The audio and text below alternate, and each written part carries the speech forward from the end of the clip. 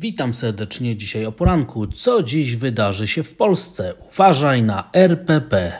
To jest temat przewodni tego wpisu. Oczywiście na samym początku zachęcam do subskrybowania, dodawania komentarzy i dawania lajków. Jeżeli uważacie, że te materiały niosą dla Was jakąś wartość, a tych wszystkich, którzy chcą śledzić mój portfel w edycji styczniowej, zachęcam do wysłania specjalnej wiadomości, adres e-mail poniżej, a będziecie otrzymywać wiadomość z informacjami, jak modyfikuję mój portfel w zależności od zmieniającej się sytuacji rynkowej następnego dnia na indeksach giełdowych, na Forexie, na surowcach, na obligacjach, a nawet na Bitcoinie. Zapraszam, zachęcam i zaczynamy. Oraz oczywiście informuję, że wszystkie wykresy pobrane, by stworzyć ten wpis, pochodzą z dwóch platform, Xstation 5 i z Bloomberga. Co dziś wydarzy się w Polsce? Uważaj na RPP. Oczywiście dzisiaj najważniejszym wydarzeniem dla polskich aktywów jest decyzja RPP w sprawie stóp procentowych. Nie wiadomo, o której godzinie ona dokładnie zapadnie. Można się jej spodziewać w każdej chwili między godziną 12 a nawet 19. Natomiast polskie aktywa, jeżeli pojawi się ta decyzja podczas sesji w Londynie, czyli do godziny 18, to mogą jeszcze zareagować, ale przede wszystkim kolejny ruch na polskich aktywach jest spodziewany w końcówce tego tygodnia, czyli przede wszystkim podczas sesji jutrzejszej. Na chwilę obecną zastanówmy się, co może się wydarzyć, jakie są perspektywy co do stóp procentowych na cały 2023 rok. Jak widzimy, zaczynamy od pierwszego wykresu WIBOR-u 3-miesięcznego i okazało się, że grudzień był już drugim miesiącem pod rząd, kiedy stawki WIBOR-owe 3-miesięczne zaczęły spadać, dyskontując właśnie perspektywy co do stóp procentowych i one są optymistyczne dla tych wszystkich, którzy mają kredyty hipoteczne. To jest oczywiście dobra informacja, sygnalizuje nam oczywiście, że rynek zmienia swoje nastawienie z nastawienia, które mówiło o tym, że oczekiwane jest przez rynek podwyższanie stóp procentowych, na oczekiwanie co do tego, że ma być obniżana stopa procentowa. No i oczywiście rynek przyszłych stóp musi się do tego ustosunkować i będziemy szukać odpowiedzi na pytanie, co może się wydarzyć ze stopami procentowymi w 2023 roku. Żeby sobie przybliżyć odpowiedź na to pytanie, obserwujemy stawki na rynku pieniężnym, stawki FRA co do przyszłej stopy procentowej. To są takie instrumenty, gdzie inwestorzy własnymi milionami złotych, euro, funtów, dolarów obstawiają, jakie ma być w przyszłości, jakie mają być poziomy stóp procentowych. Jak widzimy, na pierwszych, najbardziej krótkoterminowych tych stawkach niewiele się tutaj dzieje, czyli rynek obstawia, że w perspektywie do końca pierwszego kwartału tego roku nic się nie wydarzy na stopach procentowych, że ten poziom, który jest teraz osiągnięty, będzie kontynuowany, będzie utrzymywany, a jak widzimy także stawki tutaj zaczynają także od 2 miesięcy już wyraźnie spadać. To same zjawisko bardzo wyraźne obserwujemy co do perspektyw stóp procentowych mniej więcej w połowie 2023 roku. Tutaj rynek co prawda nie dyskontuje żadnego ruchu w polityce monetarnej, ale jesteśmy blisko przełamania poziomów, czyli tego poziomu 7%. Jeżeli on zostałby pokonany, to stawki nawet w perspektywie półrocza zaczęłyby dyskontować obniżki stóp procentowych. Na chwilę obecną rynek, który własnymi pieniędzmi obstawia trajektorię przyszłych stóp procentowych, nie wierzy w to, że w perspektywie lata 2023 roku będziemy mieć do czynienia z obniżką stóp procentowych. Ani z podwyżką, ani z obniżką, czyli stopy procentowe przez następne 6 miesięcy mają być utrzymane na generalnie niezmienionym poziomie. No i na samym końcu warto obserwować, jak rynek oczekuje, co się może wydarzyć ze stopami procentowymi w perspektywie do końca 2023 roku. I tutaj zjawisko jest ciekawsze, ponieważ pojawiają się już sugestie tych, którzy własnymi pieniędzmi obstawiają trajektorię stóp procentowych, że możliwa będzie obniżka stóp procentowych, może nawet obniżki stóp procentowych. Jeżeli faktycznie inflacja zachowa się tak, jak rynek tego oczekuje, a właśnie tutaj, w tych przyszłych stawkach na rynku pieniężnym jest także zawarte oczekiwanie co do trajektorii inflacji w naszym kraju. Jeżeli rynek faktyczne wydarzenia związane z inflacją w Polsce zachowają się tak, jak chcą tutaj inwestorzy, jak zakładają, to możemy już przebąkiwać o tym, że pod koniec 2023 roku będą pierwsze obniżki stóp procentowych. To jest oczywiście bardzo dobra wiadomość na przyszłość i to oczywiście może mieć znaczenie zwłaszcza przy wycenie aktywów ryzykownych polskich, czyli spółek giełdowych, czyli perspektywa obniżek stóp procentowych będzie pod koniec 2023 roku działała pozytywnie na perspektywę dla indeksów giełdowych. Więc zobaczymy, co się tutaj wydarzy. Na chwilę obecną widać już pierwsze sygnały o możliwości obniżek stóp procentowych pod koniec 2023 roku i to jest przesłanie, które płynie z rynku pieniężnego, gdzie inwestorzy własnymi milionami euro, funtów, złotych, dolarów obstawiają, co się może wydarzyć na stopach procentowych. To nie są wyniki żadnych ankiet, żadne subiektywne wnioski. Tak wynika z tego, co inwestorzy własnymi pieniędzmi myślą o stopach procentowych w Polsce i ich perspektywach. No i dzisiaj, co się wydarzy w Polsce? Uważaj na RPP. Jak widzimy, nikt, żaden podmiot, żadna instytucja finansowa, czy też polska, czy też zagraniczna nie spodziewa się zmiany stóp procentowych w naszym kraju. Mają być one utrzymane na poziomie 6,75% i jak widzimy konsensus jest jednoznaczny, więc tego się spodziewajmy. Plus oczywiście wszystkie informacje, które się pojawią, będą dla rynku ciekawe, zwłaszcza oczywiście dla perspektyw gospodarczych, typu jakie mogą być oczekiwania co do inflacji, co do wzrostu gospodarczego i oczywiście perspektywy co do w ogóle sytuacji gospodarczej w naszym kraju. To jest to, na czym będziemy skupiać dzisiaj swoją uwagę, żeby ją dyskontować. Jeszcze raz przypominam, jeżeli decyzja zapadnie najlepiej przed godziną 17, to jeszcze rynek krajowych aktywów może dzisiaj zareagować, ale jeżeli decyzja będzie po godzinie 17, to dopiero jutro spodziewajmy się większej reakcji na rynku krajowych aktywów. I oczywiście im bardziej będą perspektywy obniżek stóp procentowych, tym większa powinna być presja na zachowanie polskich obligacji. Wczorajsze dane o inflacji z Niemiec, które były zaskakująco pozytywne, wpłynęły oczywiście na to, że inwestorzy uważają, że podobne zjawisko pojawi się także w Polsce, stąd też kupno polskich obligacji, czyli rentowności zaczęły spadać. Jak widzimy dokładnie teraz, testujemy średnią 200-sesyjną, ona ma bardzo duże znaczenie w długim terminie, więc rynek naprawdę będzie musiał wybrać, czy łamiemy wsparcie, czy się od niego odbijamy. Sytuacja jest binarna. Ja osobiście spodziewam się, że średnia zostanie pokonana, a rynek polskich aktywów wybierze dyskontowanie ścieżki inflacyjnej, która będzie bardziej optymistyczna niż zakładają prognozy. Rentowności obligacji już będą teraz dyskontowały. Także to, że stopy procentowe zaczną spadać w perspektywie końca 2023 roku.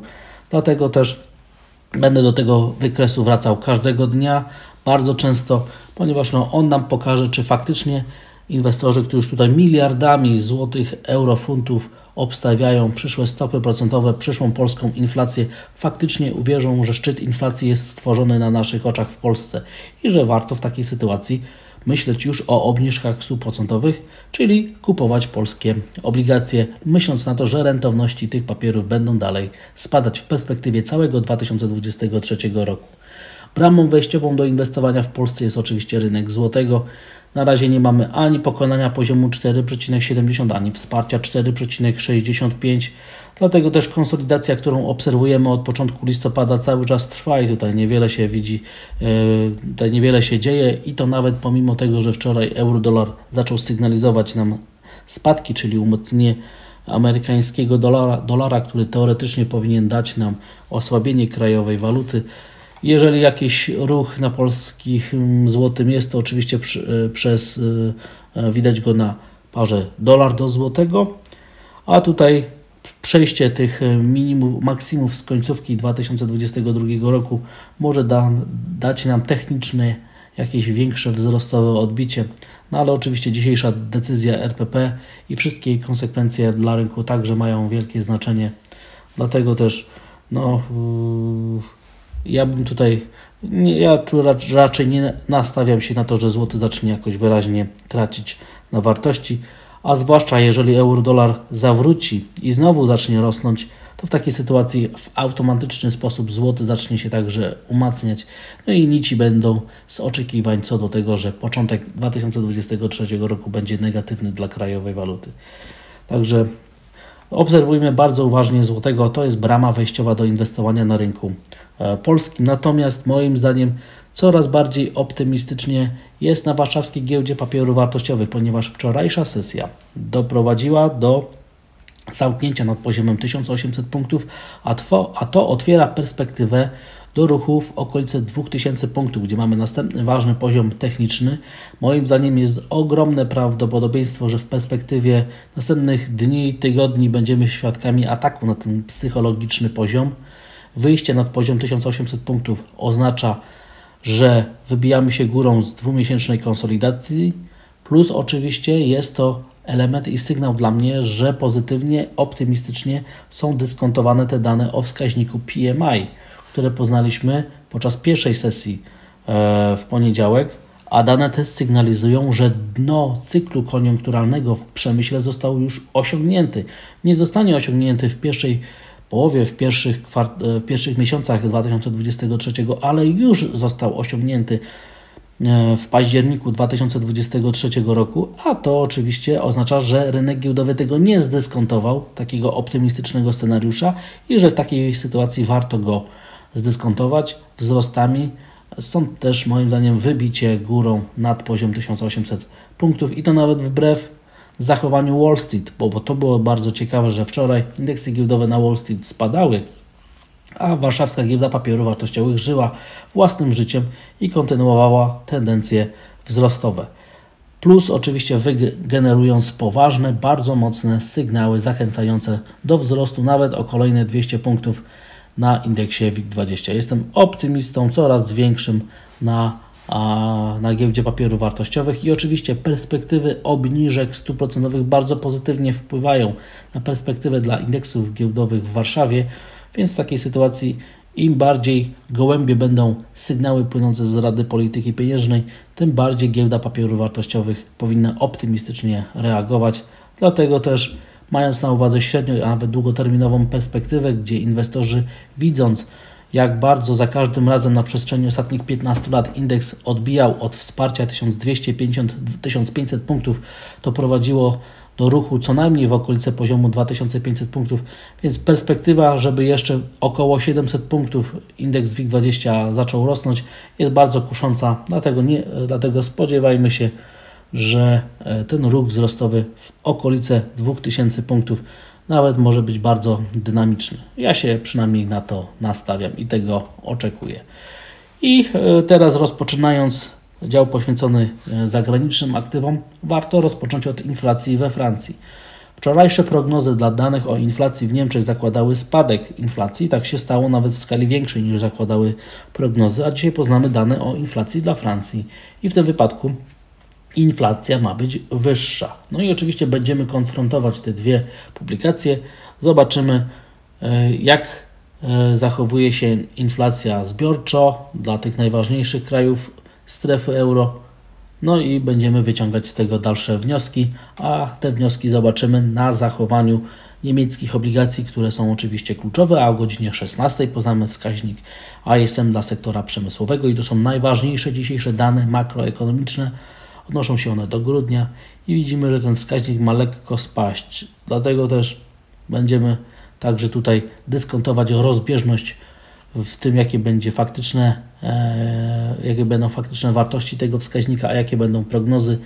Reakcja powinna być odwrotna do tego, jakie będą dane. Im dane będą lepsze, tym będą gorsze dla rynków finansowych, a im dane będą gorsze, tym powinny być lepsze dla giełd papierów wartościowych i dla rynków ryzyka, ponieważ oddalą perspektywę dalszych podwyżek stóp procentowych. Rynek wczoraj zareagował na dane o inflacji z Niemiec, umacniając amerykańskie obligacje, niemieckie obligacje jeszcze bardziej, rentowności spadają i to jest dobra informacja dla perspektyw na rynkach finansowych, na rynku ryzyka.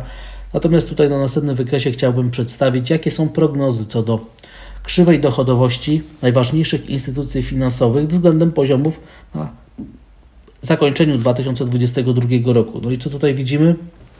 Że uczestnicy rynku spodziewają się spadków rentowności, że praktycznie cała krzywa dochodowości będzie obniżona względem poziomów z zakończenia 2022 roku, a wyjątkiem jest prognoza Goldman Sachs. Tutaj Goldman Sachs zdecydowanie wyróżnia się, ponieważ jest w gigantycznej kontrze do konsensusu rynkowego.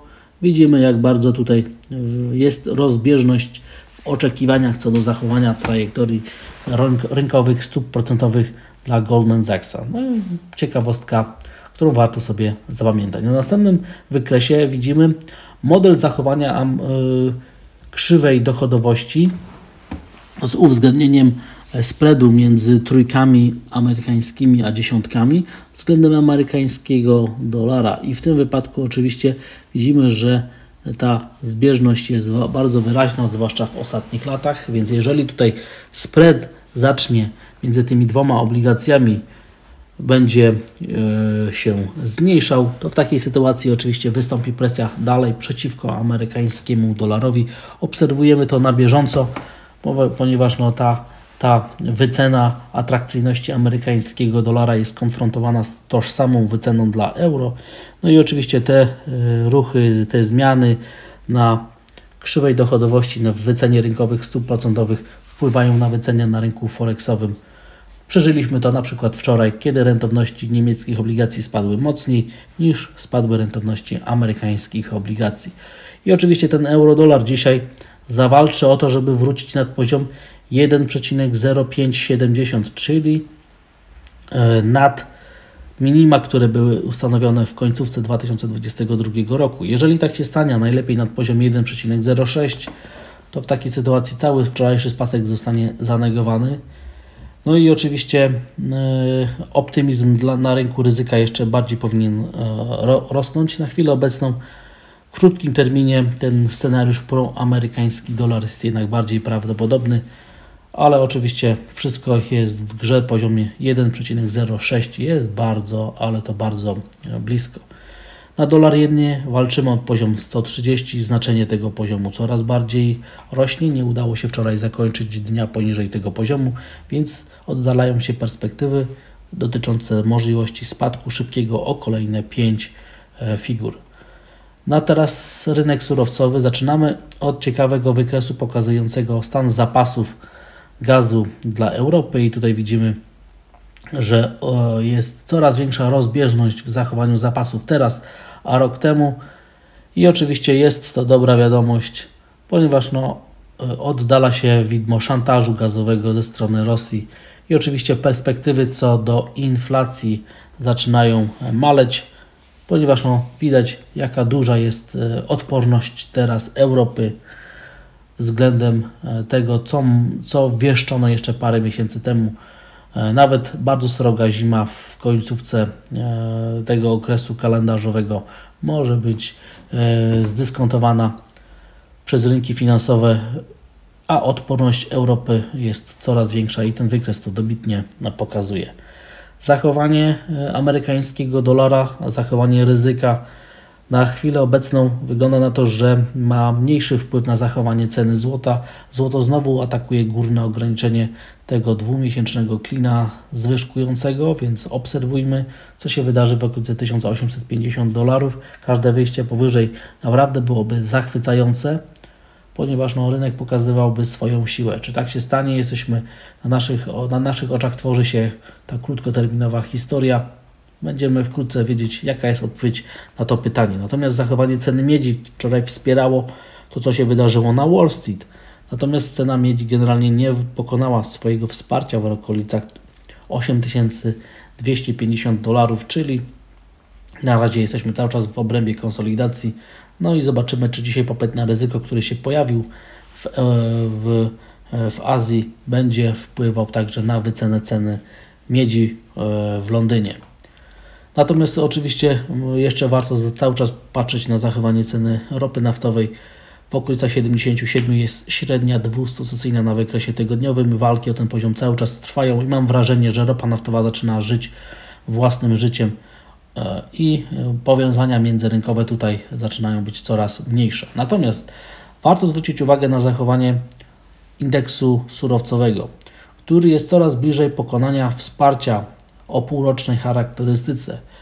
Na wykresie widać formację trójkąta. Jeżeli doszłoby do przełamania wsparcia, czyli surowce zaczęłyby kontynuować tendencję spadkową, to byłaby to bardzo zła wiadomość dla ryzyka, natomiast byłaby to informacja, która sprzyjałaby perspektywom wieszczenia spadku inflacji w skali większej niż jeszcze teraz zakładano i w perspektywie długoterminowej mogłoby być to pozytywne.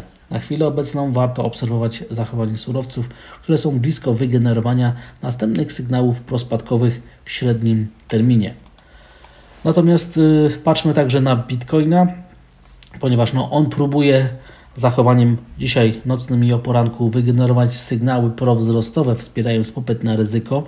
Natomiast w mojej ocenie dopiero powrót nad poziom 17 tysięcy dolarów byłby takim właściwym sygnałem, że coś tutaj rzeczywiście zaczyna się dziać. Na chwilę obecną mamy pierwsze robaczkowe sygnały o tym, że popyt na ryzyko ma wsparcie ze strony kryptowalut.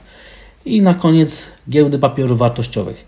Pierwszy wykres pokazuje, jakie są przewidywania analityków co do tego, jakie mogą być zmiany w zyskach na akcje spółek giełdowych na Wall Street z indeksu Standard & Poor's 500 i widzimy, że tutaj inwestorzy jeszcze w perspektywie pierwszego półrocza 2023 roku spodziewają się, że te zyski na akcje będą generalnie spadać, a końcówka tego roku, druga połowa ma przynieść już na bardzo dynamiczne odbicie zysku na akcje.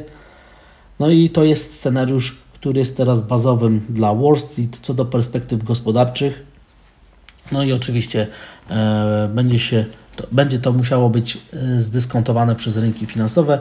No jak wczoraj powiedziałem, nie udało się pokonać ani oporu, ani wsparcia na indeksie Standard & Poor's, czyli jesteśmy w zawieszeniu.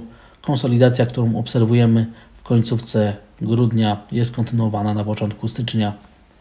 Po prostu cierpliwie trzeba czekać na wybicie, natomiast te wybicie widać na indeksie DAX, na indeksie europejskim. Wyjście nad poziom 14 200 punktów stało się faktem i rynek sygnalizuje nam ochotę na ruch w okolice maksimów z poprzedniego roku, bądź też w okolice nawet maksimów wszechczasów. Dlatego też spodziewam się, że europejskie akcje będą się relatywnie zachowywały lepiej niż Wall Street, a to jest także dobra informacja dla giełdy papierów wartościowych w Warszawie.